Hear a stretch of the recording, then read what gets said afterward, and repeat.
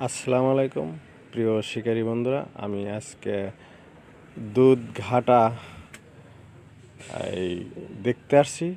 জানতে পারলাম বিশাল বিশাল মাছ ওয়াশ করে, আর আমি নৌকা নিয়ে আসছি দেখতে। দেখুন, একেবারেই ফাঁকা, কোনো শিকারি নাই, একটা লোকও নাই, একবারে ফাঁকাই ফাঁকা।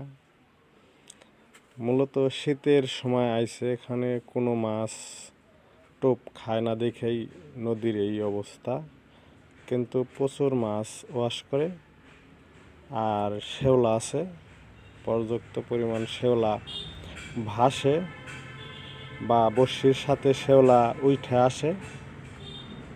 এর কারণেই হয়তো এই নদীতে মাছ খায় না বা টোপ খায় না।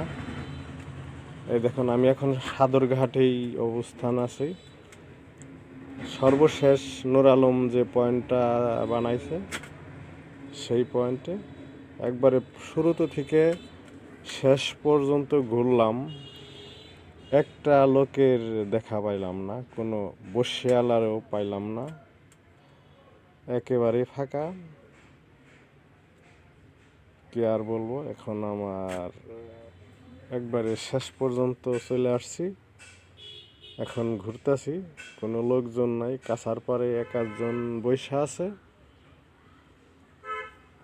তবে ভালো থাকবেন, আমার জন্য দোয়া করবেন। ধন্যবাদ।